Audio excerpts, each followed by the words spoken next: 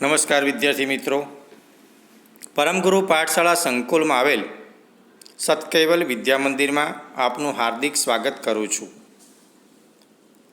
હું ધર્મેન્દ્રસિંહ ઝાલા, ધોરણ 10 social science સામાજિક વિજ્ઞાનમાં આપણે પાઠ 4 ભારતનો સાહિત્ય વારસો તેનો અભ્યાસ કરી રહ્યા છે. તેનો આજે ભાગ 2 જોઈએ, મધ્યકાલીન સાહિત્ય. મધ્યકાલીન સાહિત્યમાં ઉત્તર ભારતમાં મધ્યયુગની શરૂઆતમાં સંસ્કૃત સાહિત્યની ભાષા બની રહી. પ્રાચીન કાળથી માંડીને મધ્યયુગની શરૂઆત થઈ ત્યારે ઉત્તર ભારતમાં સંસ્કૃત સાહિત્ય બોલચાલની ભાષા હતી. આ યુગમાં કાશ્મીરમાં 2 મહાન ગ્રંથો લખાયા, જેમાં પહેલો સોમદેવનો કથા સરિત સાગર, જે સૌથી પહેલો ગ્રંથ છે એ કાશ્મીરમાં 2 મહાન ગ્રંથો લખાયા, તેમાંનો સોમદેવે લખેલો છે કથા સરિત સાગર, અને બીજો કલ્હણનો રાજતરંગિણી. એટલે 2 ગ્રંથો થયા, કથા સરિત સાગર અને રાજતરંગિણી. એમાં રાજતરંગિણી કાશ્મીરના ઇતિહાસને આલેખતો અત્યંત મહત્વપૂર્ણ ગ્રંથ છે. સાચા અર્થમાં તે ભારતનો સર્વપ્રથમ ઐતિહાસિક ગ્રંથ છે. આ સમયની બીજી મહત્ત્વની રચનામાં જયદેવનું ગીત ગોવિંદ, જયદેવ નામના કવિએ ગીત ગોવિંદ નામનું કાવ્ય લખ્યું. આ બધું સંસ્કૃતમાં છે, જેની ગણના સંસ્કૃતના સુંદરમાં સુંદર કાવ્ય ગ્રંથોમાં થાય છે. આ સમયે અપભ્રંશ થયેલી ભાષામાંથી આધુનિક ભારતીય ભાષાઓનો વિકાસ શરૂ થયો. એટલે સંસ્કૃત બોલતા નહોતી આવડતી, ત્યારે એ સંસ્કૃતમાંથી અપભ્રંશ ભાષાઓ એટલે બીજી ભાષાઓ પણ ઉત્પન્ન થઈ, એટલે એનો વિકાસ શરૂ થયો. કવિ ચંદબરદાએ રચિત પૃથ્વીરાજ રાસો હિન્દી સાહિત્યનો પ્રારંભિક ગ્રંથ છે. ચંદબરદાય નામના રાજકવિ થઈ ગયા, તેણે પૃથ્વીરાજ ચૌહાણ ઉપર પૃથ્વીરાજ રાસો નામનો હિન્દી સાહિત્યનો આ ગ્રંથ લખ્યો. પૃથ્વીરાજ ચૌહાણના વીરતાપૂર્ણ કાર્યોનું વર્ણન કરતા આ ગ્રંથની રચનાથી હિન્દી સાહિત્ય જગતમાં વીરગાથા યુગનો પ્રારંભ થયો. આ સમયે દક્ષિણ ભારતમાં સંસ્કૃત સાહિત્યની મોટા પ્રમાણમાં રચના થઈ, જેમાં શંકરાચાર્યનું ભાષ્ય મુખ્ય છે. તે સમયગાળા દરમિયાન સંસ્કૃતના જે ગ્રંથો લખાતા તેમાં શંકરાચાર્યએ ભાષ્ય લખ્યું છે. આત્મા શું છે, અજર અમર અવિનાશી, એ શંકરાચાર્ય આ ભાષ્યમાં લખ્યો છે. આ સમયમાં દ્રવિડ કુળની ભાષાઓનો વિશેષ વિકાસ થયો. થોડા સમય સુધી કન્નડ સાહિત્ય પર જૈન ધર્મની ગાઢ અસર પડતા કવિ પંપાએ આદિપુરાણની રચના કરી. તો આ બધા જૈન ગ્રંથો છે. કવિ પંપા નામના એમણે આદિપુરાણ નામની ગ્રંથની રચના કરી. 16મા જૈન તીર્થંકરનું જીવન આલેખતું શાંતિ પુરાણ કવિ પોન્નાએ તૈયાર કર્યું. આ ઉપરાંત રન્નાએ અજીતનાથ પુરાણ નામની કૃતિઓ રચી. આ બધી જૈન કૃતિઓ છે.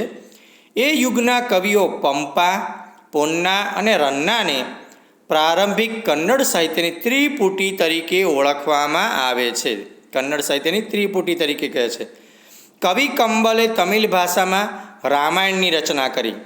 આ ઉપરાંત તમિલ ભાષામાં અન્ય પ્રસિદ્ધ સાહિત્ય પણ રચાયું. તો કવિ કંબલ નામના થઈ ગયા, તેમણે તમિલ ભાષામાં એ વખતે રામાયણ, આપણી જે સંસ્કૃત ભાષાની રામાયણ છે એ રામાયણની રચના તેમણે કરી. અને તમિલ ભાષામાં અન્ય ગ્રંથો, અન્ય સાહિત્યો પણ લખાયા. જે આપણે આ પ્રશ્ન જવાબ જોઈ રહ્યા છે અથવા તો આપણે જે જાણી રહ્યા છે તે મધ્યકાલીન સાહિત્ય છે. પ્રાચીન કાળમાં સંસ્કૃત સાહિત્ય હતું. સંસ્કૃત સાહિત્ય બોલચાલની ભાષા ન રહેતા ત્યાર પછી હિન્દી સાહિત્ય, તમિલ સાહિત્ય ને બધા ઘણા બધા સાહિત્યનો પ્રચાર થયો, પણ હિન્દી સાહિત્ય મુખ્ય ગણાય છે. વખતે ભારતીય ભાષાઓનો વિકાસ અને સાહિત્યિક કૃતિઓની રચના દિલ્હીની સલ્તનત કાળમાં વેગીલી બની. હિન્દી ભાષાના 2 સ્વરૂપો, વજ્ર અને ખડી બોલી, વ્રજ ભાષા જે કહીએ છીએ તે, અને ખડી બોલી એ બિહાર બાજુ બોલાય છે. સાહિત્યિક રચનાઓમાં વિનિયોગ થવા લાગ્યો. આ બંને ભાષાઓમાં અનેક ભક્તિ ગીતો રચાયા. હિન્દી જ બોલી પણ એની વ્રજ બોલી અને ખડી બોલી કહેવાય છે. તેમાં આ બંને ભાષાઓમાં ભક્તિ ગીતો લખાયા. હિન્દી અને ગુજરાતી ભાષા સાથે મળતી આવતી રાજસ્થાની ભાષામાં વીર ગાથાઓ લખાય. ત્યાં રાજસ્થાનમાં વીર યોદ્ધાઓ થઈ ગયા, એમને હિન્દી ભાષામાં આવતી વીર ગાથાઓ લખાય. આલ્હા, ઉદલ અને બિશલદેવના રાસો આ સમયની વિખ્યાત વીર ગાથાઓ છે. આ ઉપરાંત અન્ય આધુનિક ભારતીય ભાષાઓમાં પણ સાહિત્ય રચવાનું શરૂ થયું. મુલ્લા દાઉદનો ગ્રંથ ચંદ્રાયન એ અવધી ભાષાનો સૌથી જૂનો ગ્રંથ મનાય છે. જો કે પ્રાચીન ગ્રંથો પરના ભાષ્યો હજુ પણ આ સમયે સંસ્કૃત ભાષામાં રચાતા હતા. આ અવધી ભાષાનો સમયગાળો હતો ત્યારે પણ અને આ ગ્રંથો લખાતા ત્યારે પણ ભાષ્યો હજુ પણ આ સમય પ્રમાણે લખાતા હતા અને સંસ્કૃત ભાષામાં પણ રચાતા હતા. ફારસી ભાષા દિલ્હીના સુલતાનોની રાજભાષા હતી. તેના સાહિત્યની અસર રૂપે અનેક ફારસી શબ્દોનો સમાવેશ ભારતીય ભાષાઓમાં થયેલો જોવા મળે છે. આ યુગમાં અનેક ઇતિહાસકારો થયા. જિયાઉદ્દીન બર્નીએ તારીખે ફિરોઝશાહીની રચના કરી, જેમાં ખલજી અને તુઘલક વંશના રાજ્યનું વિસ્તૃત વિવરણ કરવામાં આવ્યું છે. તેણે રાજકીય સિદ્ધાંતો ઉપર ફતવાએ જહાંદારી નામનો ગ્રંથ પણ લખ્યો. અમીર ખુસરો આ સમયનો સૌથી મહાન સાહિત્યકાર ગણાય છે. આ સમયગાળા દરમિયાન એક બહુ જ મોટા વ્યક્તિ થઈ ગયા, એનું નામ છે અમીર ખુસરો. એ સાહિત્યકાર હતા. તે સિવાય સાહિત્યકાર તો ખરા જ, પણ છતાં એક કવિ, ઇતિહાસકાર, રહસ્યવાદી સંત અને સંગીતકાર હતા.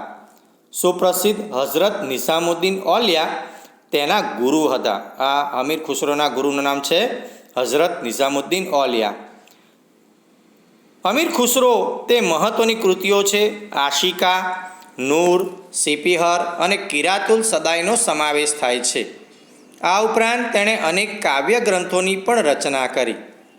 તેને પોતાને ભારતીય હોવા પર ગર્વ હતો. તેથી ભારતને પૃથ્વી પરનું સ્વર્ગ ગણાવતો. આ ભારતીય ભાષા જાણીને અમીર ખુસરો એ ગર્વ હતો કે આ ભારત એ પૃથ્વીનું સ્વર્ગ માનતો હતો.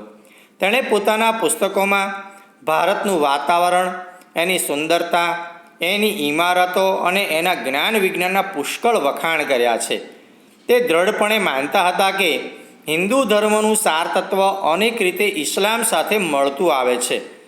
તે દિલ્હીની આજુબાજુ બોલવામાં આવતી ભાષાને હિન્દવી કહેતા અને તેને પોતાની માતૃભાષા ગણાવે છે. આ હિન્દવી છે, એ હિન્દવીને તે દિલ્હીની આજુબાજુ બોલવામાં આવતી હતી, તો અમીર ખુસરો તેને હિન્દવી કહેતા અને તે માતૃભાષા પણ તેમની ગણાવે છે. આ ભાષામાં તેણે અનેક કવિતાઓ રચી છે. તેમણે હિન્દી અને ફારસીને ભેગી કરીને દ્વિભાષી ચોપાઈઓ અને દુહાઓ પણ રચ્યા છે. તેમણે શરૂ કરેલ આ સ્વસ્થ પરંપરા તેમના પછી સદીઓ સુધી ચાલુ રહી. તો આ મિત્રો અમીર ખુસરો એ બહુ જ મોટા ભારતના સંત સાહિત્યકાર થઈ ગયા છે. એ દિલ્હીમાં તેમની આજે પણ એમની સમાધિ જોવા મળે છે. તો અમીર ખુસરો એ મહત્ત્વનો પ્રશ્ન છે, દરેક વિદ્યાર્થીએ તૈયાર કરવો. આગળ વધીએ તો મિત્રો, પ્રાદેશિક ભાષાઓ અને તેના સાહિત્યને પ્રાદેશિક શાસકોએ વેગ આપ્યો. ભક્તિ માર્ગના સંતોએ લોકોની ભાષામાં ઉપદેશ આપ્યો. તેમાં કબીર જેવા અનેક સંત કવિઓનો સમાવેશ થાય છે. એ વખતે ભોજપુરી અને અવધી હિન્દી ભાષાની મુખ્ય બોલીઓ હતી. કબીરની રચનાઓ મુખ્યત્વે સંધુકડી બોલીમાં, તેના દોહરાઓ લોક સાહિત્યનું અંગ બન્યા છે. મલિક મુહમ્મદ જાયસીએ અવધીમાં પદ્માવત નામનું મહાકાવ્ય લખ્યું.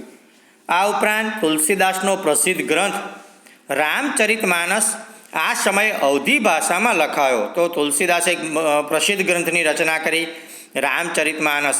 વાલ્મીકીએ રામાયણની રચના કરી.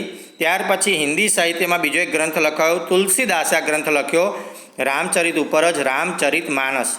આ સમયે અવધી ભાષામાં લખાયો અને આ યુગમાં અવધી ભાષાના બીજા કવિઓ પણ થયા. આ યુગમાં હિન્દી ઉપરાંત બીજી ભાષામાં પણ સાહિત્ય રચાયું. બંગાળના સુલતાનોના આશ્રયે રહીને કૃતિવાસે બંગાળીમાં રામાયણ અને પ્રસિદ્ધ કવિ ચંડીદાસે સેંકડો ગીતો રચ્યા.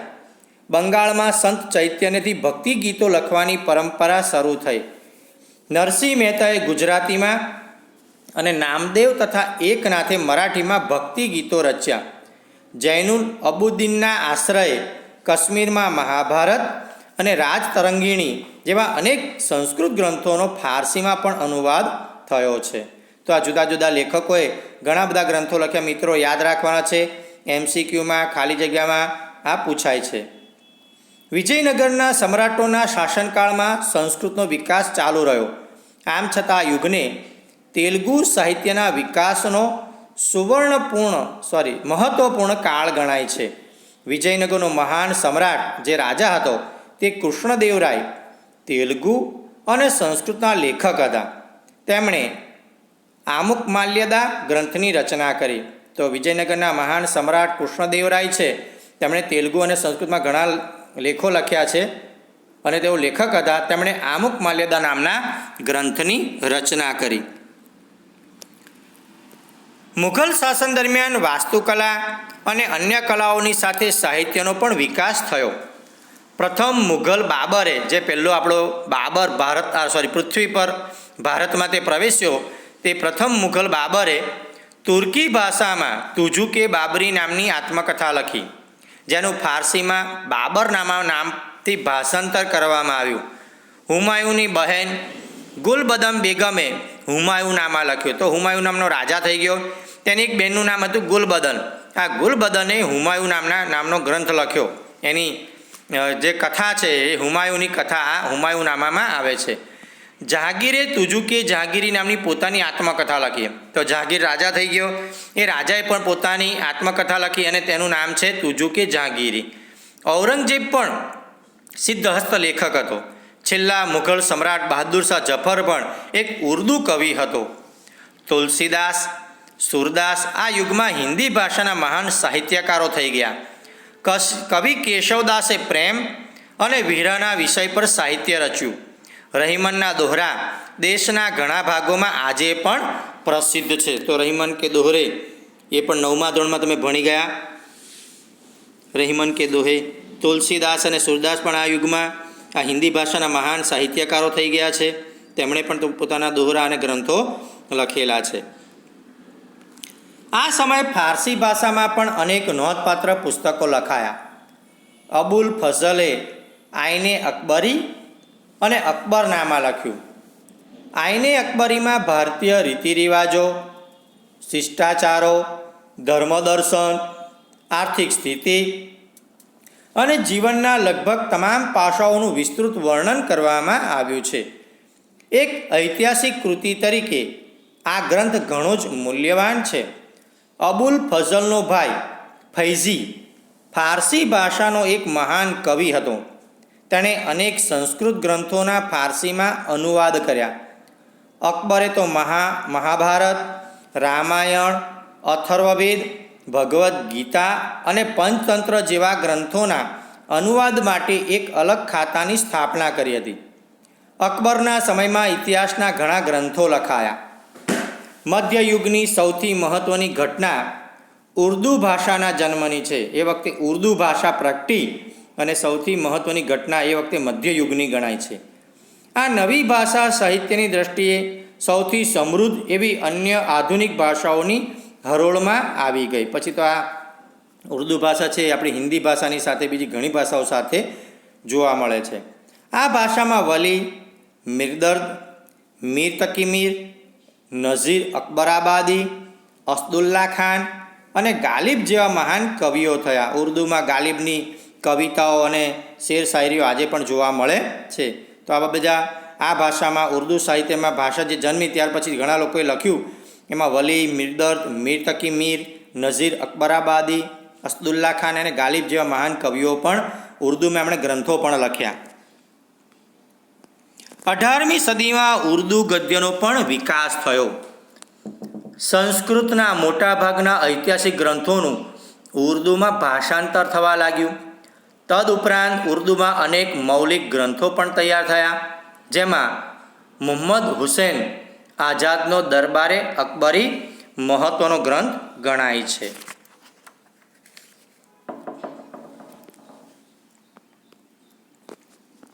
ઓકે મિત્રો, આ ભાગ 2 અહીં પૂર્ણ કરીએ છીએ.